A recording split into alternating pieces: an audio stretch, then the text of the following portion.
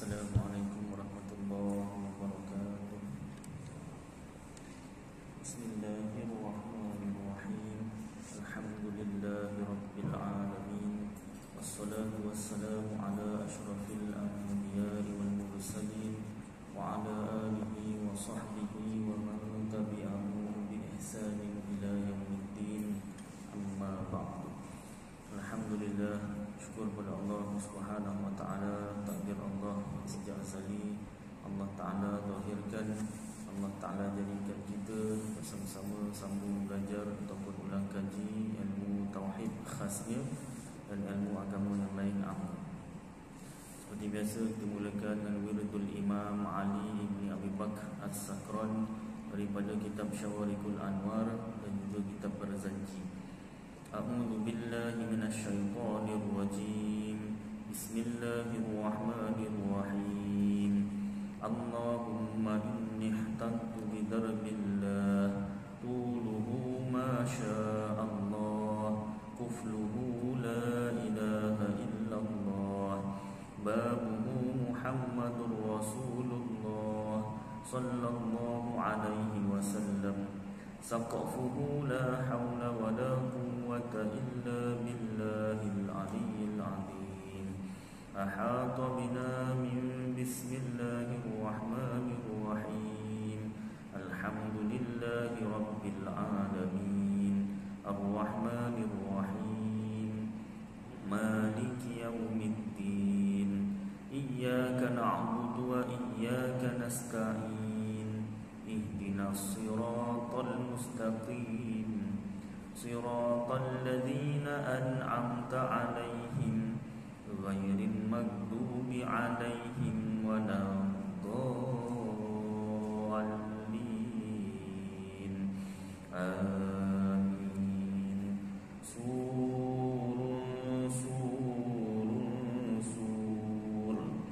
Allahu la ilaha illa huwal hayyul qayyum la ta'khudhuhu sinatun wa la nawm lahu ma fis samawati wa ma fil ard man dhal ladzi yashfa'u indahu illa bi idhnihi ya'lamu ma bayna aydihim wa ma khalfahum wa la yuhituna bi shay'in min 'ilmihi illa bima syaa wasi'a kursiyyuhu as-samawati wal ard wa la ya'uduhu hifdhuhuma wa huwal 'aliyyul 'azim. Binastadarat kama stadaratil malaikatu bi madinatir rasul bila khandaqin wa la sur min kulli qadarin maqdur wa hadarin mahdur wa min jami'i syurur tatarwasna billah tatarwasna billah tatarwasna billah min aduwina wa aduwillah min saqi arshillah ila qa'i ardillah bimi'ati alfi alfi alf la hawla wa la quwwata illa billah al-aliyyil azim azimatuhu la tanshaqqu bimi'ati alfi alfi alf la hawla wa la quwwata illa billah al-aliyyil azim san'atuhu la tanqati'u bimi'ati alfi alfi alf la hawla wa la quwwata illa billah al-aliyyil azim. Allahumma in ahadun aradani bisu' minal jinni wal insi wal wuhush min basharin aw syaitanin aw sultanin aw waswas fardud nadarahum fi intikas wa qulubahum fi waswas wa aydiyahum fi iflas wa awbiqhum min ar-rijli ila ar-ra's la fi sahli yajda' wa la fi jabali yatla' bi mi'ati alfi alfi alf la hawla wa la quwwata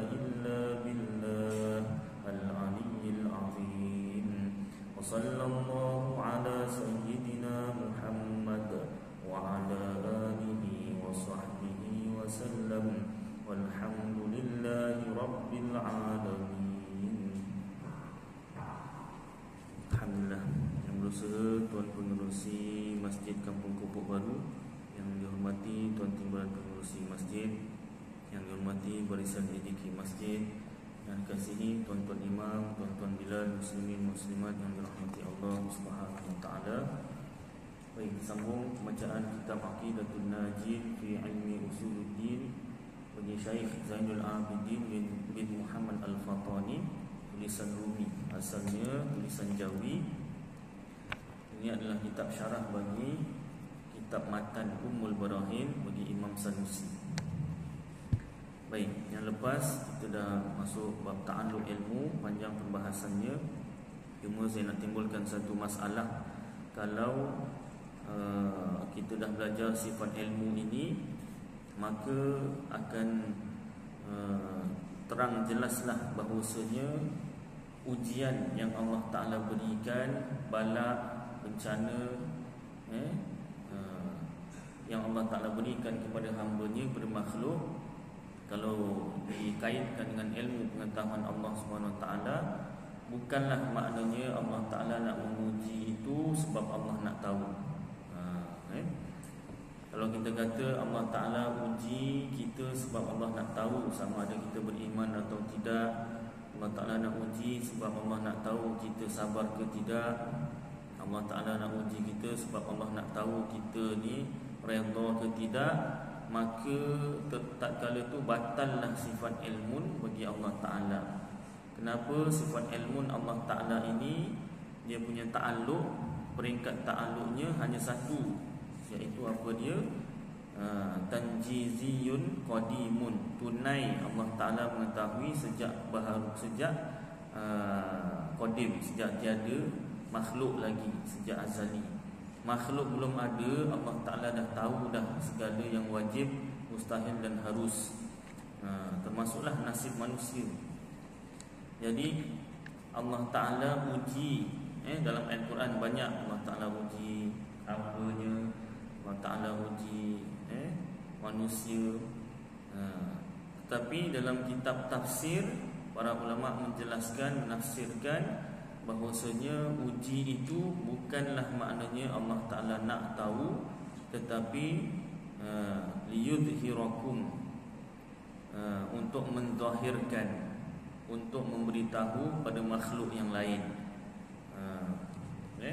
Kat sini ada kitab tafsir Ibnu Katsir, ada orang wakafkan bilik sebelah, boleh cari ayat Al-Quran. Allah Ta'ala uji, banyak Allah Ta'ala uji hamba-Nya, Allah uji manusia. Maknanya yang sebenar bukanlah Allah Ta'ala nak tahu macam kita lah. Kenapa ada dulu UPSR, PT3, dulu LCE, naik pula PMR, tukar pula PT3, hapus pula, dah tinggal SPM sahaja. Dah besok SPM tak ada, tahulah jadi kenapa ada ujian-ujian peperiksaan itu sebagainya? Kan naik lagi STPM. Kalau masuk universiti ada pula ujian kuis lain, ujian semester lain, final lain. Baik, jadi itu semua sebab apa? Sebab nak tahu tahap pengetahuan kita, kefahaman kita tentang pelajaran yang dipelajari. Kat kelas kan cikgu tanya, faham tak? Faham semua. Bila periksa gagal semua. Mana datang fahamnya ni? Fahamnya tu bukan sebab betul-betul faham. Fahamnya tu supaya cikgunya tak ulang balik apa yang dah diajar.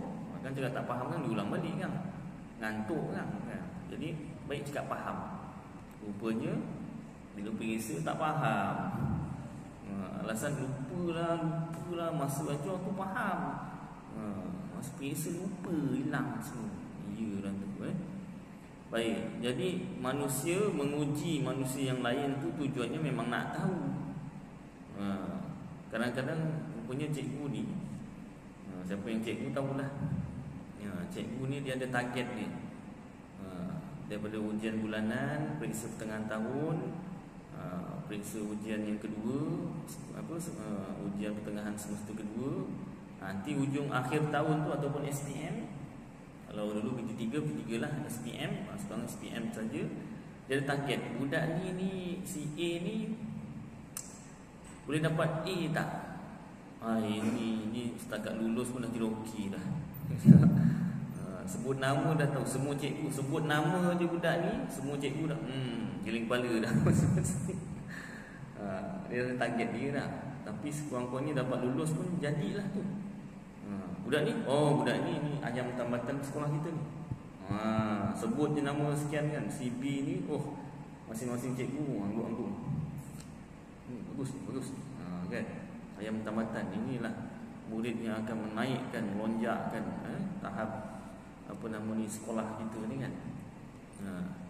Jadi pun begitu diuji juga, tetap diuji juga. Pasal itu andaian. Sekali periksa yang kata yang giling kepala semua tu, tak macam mana ambil tuition ke apa tak tahu lah kan. Pula tu. Yang targetnya yang kira lulus ni kira dah baik sangat dah tu. Dapat A. Bukan setakat A, bukan A minus, A bulat, A plus. Contoh lah kan. Yang ayam tambatan yang ditarget-target ni tadi, takdir Allah demam pula. Jadi bila periksa tu macam tak nampak sangat, tak berapa nak dapat ingat sangat. Dah lulus saja. Mana tahu kan, takdir Allah. Jadi mesti ada peperiksaan.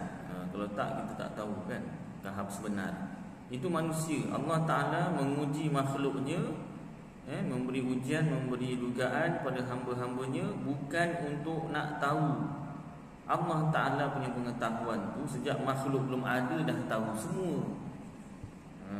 Jadi ulama menafsirkan ujian Allah Ta'ala kepada makhluknya atau pada hambanya itu liyudhhirakum, untuk menzahirkan, menunjukkan kepada makhluk yang lain. Lihatlah, Allah Ta'ala berbangga-bangga dengan makhluknya yang bila diuji, dia redha, dia sabar, dia beriman kepada dia. Allah Ta'ala berbangga-bangga dengan makhluk yang lain, pada malaikat terutama ni. Sebab masa mula-mula Allah Ta'ala nak jadikan makhluk bernama manusia ni, malaikat cakap, "Ya Allah, kau nak jadikan makhluk yang akan menumpahkan darah, buat kerosakan kat bumi?" Allah Ta'ala kata, Allah Ta'ala jadikan khalifah.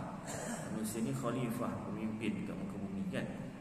Jadi bila Allah Ta'ala uji satu orang hamba, dan hambanya itu beriman, terus tetap beriman, kekal beriman dan sabar dan redha dengan ujian yang diberikan, Allah Ta'ala berbangga-bangga dengan malaikat ni, untuk menzahirkan, menunjukkan pada makhluk yang lain, terutamanya malaikat.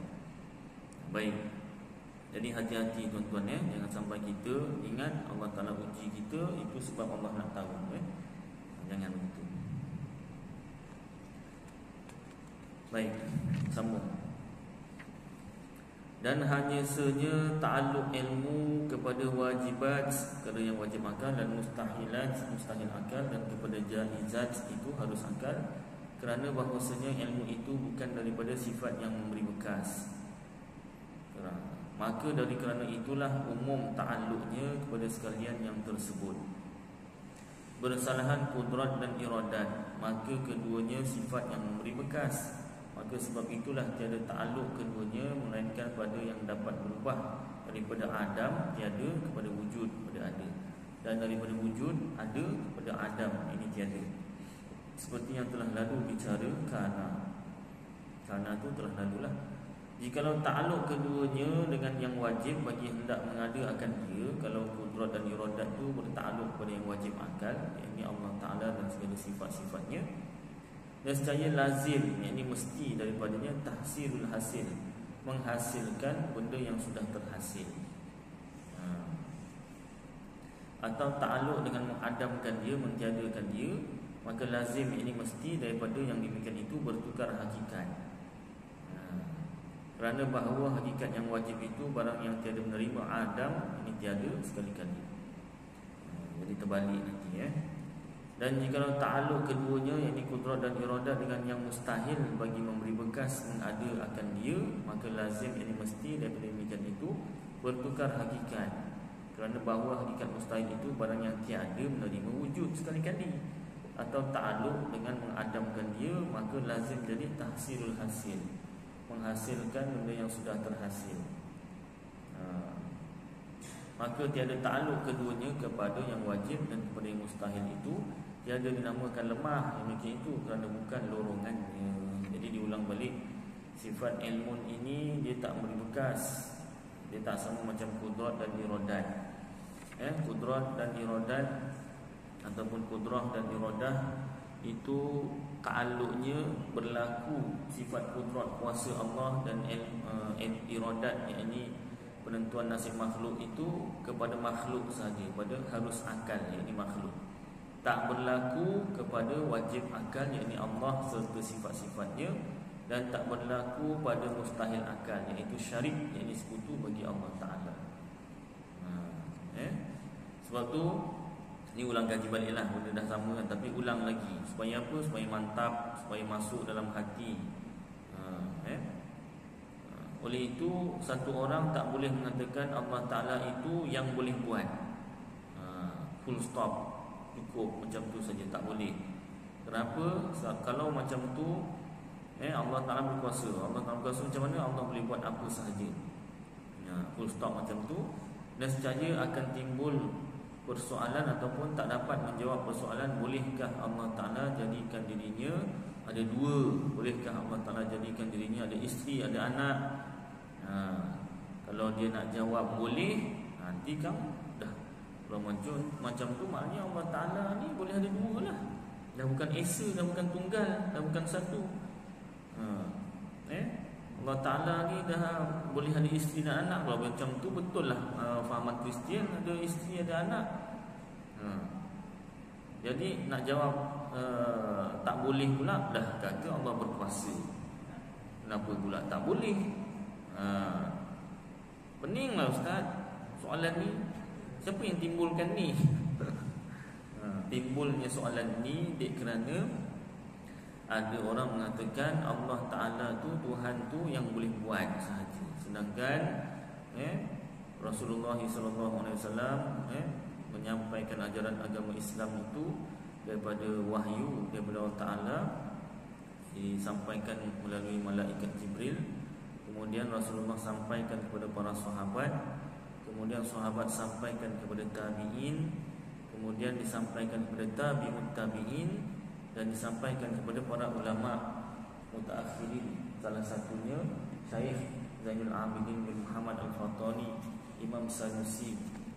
Maka apa yang sampai pada kita ajaran Rasulullah, iaitu Allah Ta'ala berkuasa. Kuasa Allah itu berlaku atau jatuh pada harus akal sahaja, iaitu makhluk sahaja. Bukan kerana Allah Ta'ala lemah. Allah Ta'ala punya kuasa tu tak boleh jatuh, tak boleh berlaku pada dirinya sendiri, pada diri Allah Ta'ala sendiri, tak boleh. Bukan sebab lemah. Malah kalau berlaku pada diri sendiri, itulah lemah. Contoh, ini saya ulang balik lah. Contoh, satu orang raja, dia nak tunjukkan kuasanya tu jatuh pada rakyat. Sampai sekarang tuan-tuan, ada satu kuasa yang diperuntukkan untuk seorang agung, iaitu kuasa pengampunan hukuman bunuh. Seorang raja, dia boleh memberi pengampunan hukuman bunuh, diampunkan ataupun rasanya ditangguhkan. Itulah macam itulah, lebih kurang je. Lupa itu pengajian am tu, tingkatan 6 dulu kan. Buka balik buku lah, ataupun buka perlembagaan Malaysia contoh. Mana boleh raja jatuhkan hukuman pada diri sendiri? Itu lemah namanya. Raja nak menunjukkan kuasanya, jatuhkan kuasanya kepada makhluk. Makhluk aja pun kalau dia ada kuasa, dijatuhkan pada diri sendiri pun dah kira lemah. Takkanlah Allah Ta'ala ni maha berkuasa, berlaku kuasanya tu pada diri sendiri. Lebih-lebih lagi lah lemah. Itulah jawapannya. Dan Allah Ta'ala berkuasa. Kuasa Allah Ta'ala tidak berlaku kepada mustahil akal, iaitu siapa? Syarik, yang sekutu bagi Allah Ta'ala. Kenapa? Sebab syarik atau sekutu bagi Allah itu tak ada. Macam mana nak berlakukan sesuatu pada benda yang tak ada? Itulah jawapan. Allah Ta'ala berkuasa, maha berkuasanya Allah Ta'ala. Dan yang kedua, iradat. Sifat iradat ini pun berlaku ataupun jatuh pada harus akal juga, yang ini makhluk. Iradatnya apa? Berkehendak. Allah berkehendak. Allah ada kehendak, kemahuan. Ataupun makna lain, Allah menentukan nasib. Nasib siapa yang ditentukan? Nasib makhluk, bukanlah nasib Allah Ta'ala sendiri. Tak boleh, secara lemah. Baik. Jadi kalaulah Allah Ta'ala itu boleh mengubah nasib, ataupun berlaku pada dirinya dan sifat-sifatnya, contoh, satu orang mengatakan Allah Ta'ala boleh mengubah nasib yang telah ditentukan. Soal ubah nasib ni tuan-tuan, banyak orang pertikaikan. Maksudnya orang mengatakan bahawasanya nasib tu boleh berubah. Pernyataan ini, iktikad sebegini, kepercayaan nasib boleh berubah ni, dalilnya tu dalil Quran hadis. Kita fahaman Ahlus Sunnah wal Jamaah berfahaman, Asy'ariyah Maturidiyah berfahaman, formula ataupun poin penting dalam Ahlus Sunnah wal Jamaah, nasib tak boleh berubah. Kalau macam tu, kita nak ikut Quran hadis ke nak ikut cakap kitab, Ustaz? Soalan ni soalan yang jahat. Seolah-olah kitab para ulama tu tak berdasarkan Quran dan hadis. Kitab para ulama bertepatan dengan Quran dan hadis. Contoh dekat Masjid Nurul Hidayah Madarisi Alam ada satu kitab syarah hadis, namanya kitab Bahrul Madhi, yang mengarangnya iaitu pengarang Qamus Al-Marbawi, namanya Muhammad bin Idris Al-Marbawi, orang Merbau, Perak. Siapa orang Merbau sini? Ada? Orang Merbau, Perak, ulama. Dia mengarang kitab syarah hadis daripada Imam Tirmizi, bahasa Melayu, tulisan Rumi lah, tulisan Jawi lah. Saya pernah bacakan satu hadis, la yuraddul qada'u illa bid-du'a, tidak tertolak qada' melayan dengan doa. Ini hadis Rasulullah cakap tak tertolak qada' melainkan dengan doa. Seolah-olah bila kita berdoa maka berubahlah takdir. Berubahlah takdir. Rupa-rupanya syarah hadis tersebut, makna sebenar hadis tersebut, seolah-olah bila kita doa itu seolah-olah Allah Ta'ala ubah takdir. Yang sebenar-benarnya, hakikat yang sebenarnya, doa kita pun dah masuk dalam takdir. Aku takdirkan si fulan kena balak sekian-sekian, lalu dia berdoa, lalu aku tarik balak tersebut. Itu semua dah masuk dalam doa. Bukanlah makna hadis tersebut tu Allah Ta'ala takdirkan si fulan ni kena balak, kemudian dia doa, Allah Ta'ala tak tahu punya dia nak doa. Aku nak doa ke? Ibarat macam tu. Dah aku dah doa dah lah, aku tarik balik lah balak. Takkanlah Allah Ta'ala macam tu. Takkanlah kehendak Allah Ta'ala tu tersasar. Itu dah melibatkan dua sifat Allah Ta'ala. Satu sifat ilmun dan kedua sifat iradat. Maknanya kalau satu orang mengatakan Allah Ta'ala tu boleh mengubah nasibnya, boleh berubah nasib makhluk tu, nasib makhluk boleh berubah, dan secaya terbatal dua sifat bagi Allah Ta'ala, sifat ilmun dan sifat iradat. Sifat ilmun yakni Allah Ta'ala tak tahu punya orang tu nak berdoa. Yang kedua, Allah Ta'ala punya kehendak tu tersasar, terbatal. Maknanya ada benda yang Allah Ta'ala nak tak jadi. Jadi hadis tersebut Rasulullah sabdakan begitu, nak cerita kelebihan berdoa. Betapa besarnya kelebihan berdoa, seolah-olah macam boleh mengubah takdir. Hakikat sebenarnya doa itu pun dah masuk dalam takdir. Dalilnya ayat Al-Quran, wallahu khalaqakum wa ma ta'malun. Allah yang jadikan kamu dan segala yang kamu perbuat. Termasuk doa itulah. Kamu buat doa itu pun dah masuk dalam takdir Allah dan apa yang Allah Ta'ala jadikan. Surah Quran. Jadi kitab-kitab para ulama ni tuan-tuan, dia ni berdasarkan Quran dan hadis juga. Jangan kita tuduh-tuduh kerana kita ada baca hadis lalu kita faham sendiri tak sama dengan fahaman ulama. Jangan sampai kita tuduh ulama ni tak ikut Quran dan hadis. Sedangkan para ulama tu bersusah payah menghafaz Al-Quran, menghafaz hadis-hadis. Beribu-ribu, malah beratus ribu. Kerana hafaz mereka akan Quran dan hadis, maka ada hadis yang mutasyabihat, yang samar-samar, ditafsirkan oleh hadis-hadis yang muhkamat, yang terang dan nyata. Ini semua kerja ulama tuan-tuan, kita belajar. Kalau saya nak jadi ulama boleh tak Ustaz? Boleh, apa salahnya? Lagi digalakkan. Quran menggalakkan, hadis menggalakkan. Tetapi kena bersungguh-sungguhlah. Jangan hangat-hangat tahi ayam. Ya tak? Jangan separuh jalan. Dan kena ikut aturan yang betul.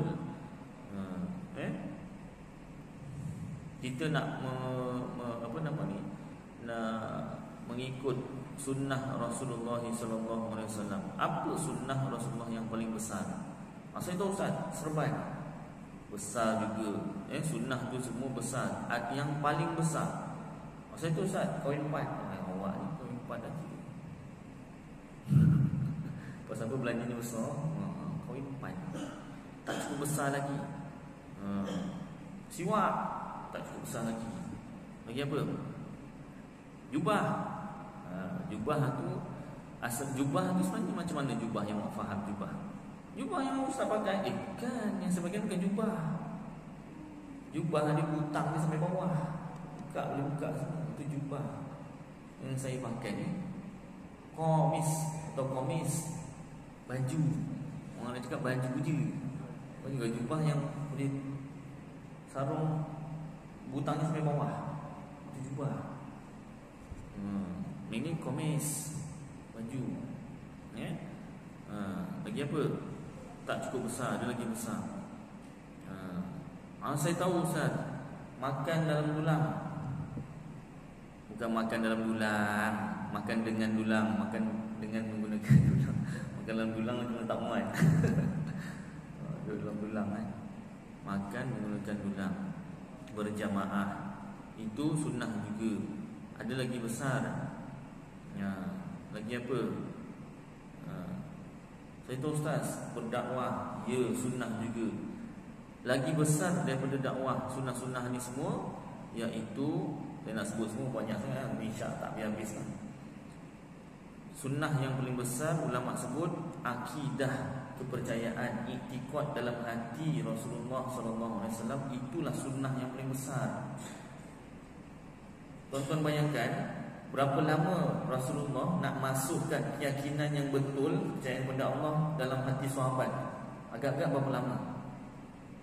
Antara maghrib isyak. Ingat apa? Kuliah maghrib. Berapa lama Rasulullah nak masukkan dalam hati sahabat tu kepercayaan kepada Allah Ta'ala tu berapa lama?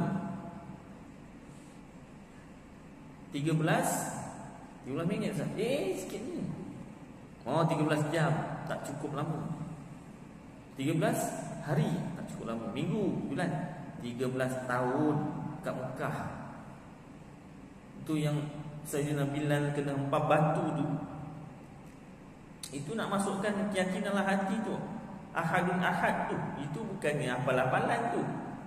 Ahadun ahad tu dalam hati. Allah yang Maha Esa.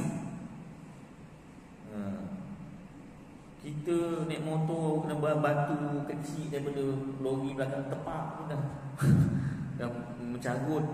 Ya tak? Pengkorak ni lori ni terkorak macam-macam keluar, bakul-bakul menyumpah. Sayyidina Bilal kena empat batu bukan kecil-kecil, besar, penuh badan dia. Tuan-tuan ada YouTube tengoklah, ada lakonan kan. Walaupun lakonan, tengok lakonan pun Masya Allah Diempap batu. Bukan setakat diempap, dirotan. Rotan bukan rotan rotan sekolah tu, bukan. Rotan sekolah pun tak boleh rotan lah, cikgu tak boleh rotan lah. Saya rasa rotan juga. Saya pengawas dulu baik pun kena rotan. Lagi yang jahat. Saya ni baik, orang ni pengawas kena rotan. Pasal apa kena rotan? Sekolah agama pun kena, sekolah menengah pun kena. Masa tu pasal apa ya? Lambat ke apa gitulah. Lambat ke apa sikit lah lambat. Orang lain lambat juga. Tak kena, saya kena juga. Pasal apa? Pengawas pun boleh lambat. Yang lain tu dah memanglah bukan pengawas, lambat kena rotan. Baik. Rotan, Sayyidina Bilal kena rotan tu pakai apa? Ekor pari orang kata. Maknanya rotan yang kuat lah. Pam, berbilai-bilai. Ya Allah, ya Rabbi Karim. Dah kena batu, tengah panas, di rotan. Ya Allah, apa keluar? Ahadun ahad daripada mulut dia, daripada hati. Rasulullah masukkan keyakinan ahadun ahad tu dalam hati Sayyidina Bilal. Bukan senang-senang, 13 tahun. Itu sunnah paling besar. Masalah sekarang ni kita tak jumpa Rasulullah, tak jumpa sahabat, tak jumpa Sayyidina Bilal, tak jumpa tabi'in, pengikut sahabat tabi'in pun kita tak jumpa. Tabi'ut tabi'in lagilah tak jumpa. Yang kita jumpa sekarang ni kitab-kitab ulama. Kitab-kitab ulama. Bila ulama kata ini fahaman yang betul, ini fahaman yang salah, kenapa kita sanggah? Sedangkan al-ulama'u warathatul anbiya, ulama tu pewaris Nabi. Kita tak jumpa Nabi, tapi para sahabat, para tabi'in, tabi'ut tabi'in rekodkan ajaran Islam tu, terutamanya tauhid, dalam kitab-kitab sampai pada kita. Yang paling mudah tulisan Rumi dah ni. Nak tulisan apa lagi? Malas nak baca, video ada. Video ada, dengar je. Kita dah malas nak baca. Kadang baca, bukan malas baca ustaz, tak faham. Yelah, dah dibaca, dah dijelaskan, ni maknanya, ni. Nolak. Ya Allah, ya Rabbi Karim. Kalaulah Rasulullah masih hidup, Rasulullah tahu dan disampaikan ilmu ajaran Islam di kitab para ulama, kita berani tolak. Ulama kata takdir tak berubah. Itu hadis Rasulullah ni, memang hadis Rasulullah tu betul, tapi hadis Rasulullah bukan satu. Hadis Rasulullah tu banyak. Jadi hadis ditafsir dengan hadis, Al-Quran ditafsir dengan Quran. Yang pandai menafsirkan Al-Quran dengan Al-Quran, hadis dengan hadis tu siapa? Ulama. Pasal apa? Pengorbanan dia tu hafaz Quran, hafaz hadis-hadis tu, belajar ilmu-ilmu agama tu besar, pengorbanannya besar. Kita berkorban juga, berkorban cari duit. Macam saya kerja tak cukup satu, malam kuliah, siang ngajar sekolah, tak reti cukup. Ya tak cerita orang lain lah, di sendiri je lah kan. Ngajar sekolah, malam, siang malam kerja, korban juga, korban cari duit. Habis salah ke? Tak salah. Cuma jangan dipertikaikan dalam pengorbanan ulama. Ulama buat kitab ni ingat senang. Nak masukkan hafazan ayat Al-Quran, hadis dalam kepala tu, dan nak memahami makna sebenar ayat Quran, makna sebenar hadis tu, itu pengorbanannya lagi besar. Ya? Bila dah dikitabkan, dah dimudahkan, kita baca dan taatlah. Jangan kita tolak mentah-mentah.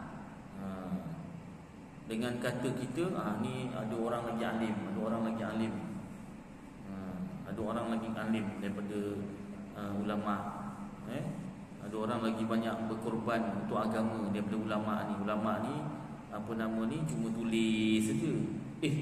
Awak ingat tulis tu saja-saja mengarang macam karangan SPM? Dia punya pengorbanan tu lain-lain. Para ulama pengorbanannya memerah otak. Jangan kita kata ni tak ada jiwa dakwah. Ulama ni tak ada jiwa dakwah. Sebab apa? Dia tak ikut dakwah macam Rasulullah, pergi rumah ke rumah, tak pergi rumah ke rumah. Ulama dia tak ada jiwa dakwah. Astaghfirullahaladzim. Penulisan kitab ini tak dikira sebagai pengorbanan, tak dikira sebagai dakwah. Ni ingat, tulis ni karangan apa SPM, boleh karang-karang untuk sopo. Ingat macam tu ke? Para ulama dakwahnya dengan kitab. Dakwahnya dengan kitab. Jangan sampai terkeluar perkataan daripada mulut kita, ulama ni tak ada jiwa dakwah. Astagfirullahaladzim. Ulama tu warasatul anbiya, pewaris nabi. Pengorbanannya tu dengan kitab-kitab. Memang betul dakwah rumah ke rumah, persis bagaimana dakwahnya Rasulullah SAW. Tetapi tak boleh dinafikan pengorbanan para ulama, dakwahnya para ulama dengan kitab-kitab. Kita belajar ABC tu pakai apa? Kan pakai buku.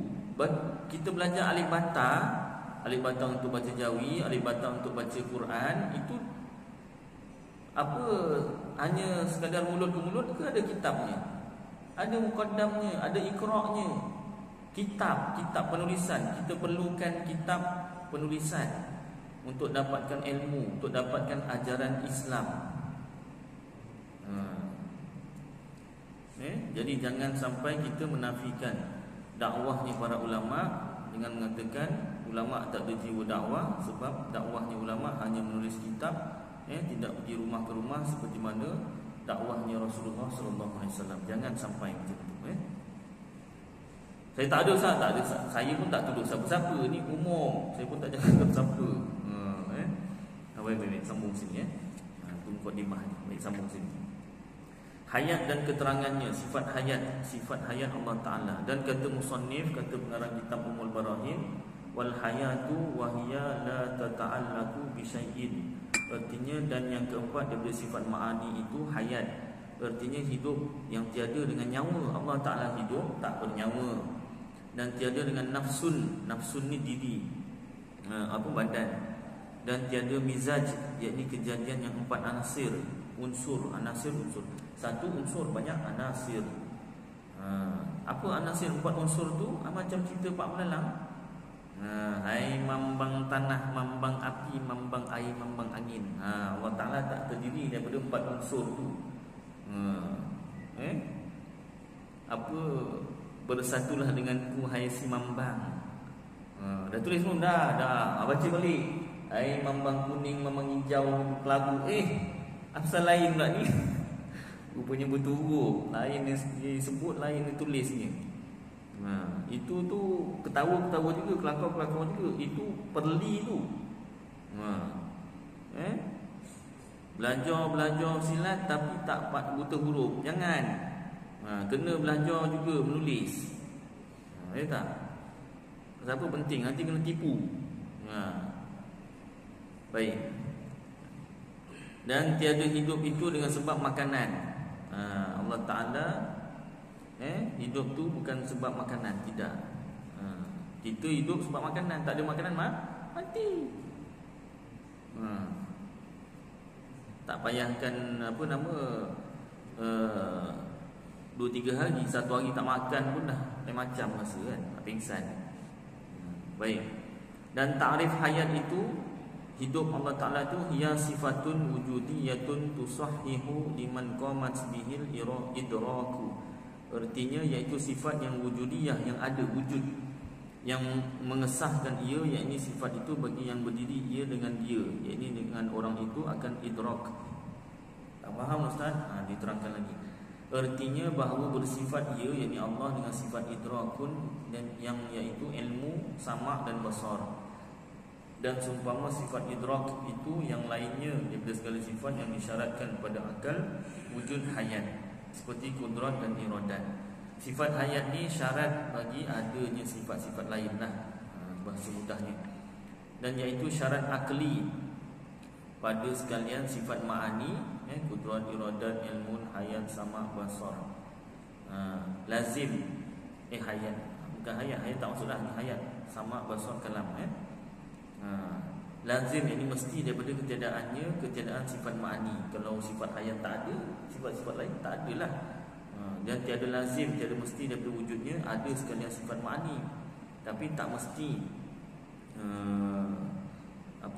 tak ada sifat hayat tu tiada lazim daripada wujudnya ada sekalian sifat ma'ani. Tak boleh. Tak mesti daripada wujudnya wujud sifat hayat ada sekalian ma'ani, tak mesti, ya. Dan ketiadaannya pada hak yang baharu. Makhluk tak ada sifat hayat seperti sifat hayat Allah Ta'ala. Yang baharu itu makhluk. Dan adapun pada hak Allah, maka lazim, jadi mesti daripada wujudnya dan ada sekalian sifat ma'ani. Kerana sifat Allah itu tiada bercerai setengahnya daripada setengah, dan tiada bercerai daripada zat.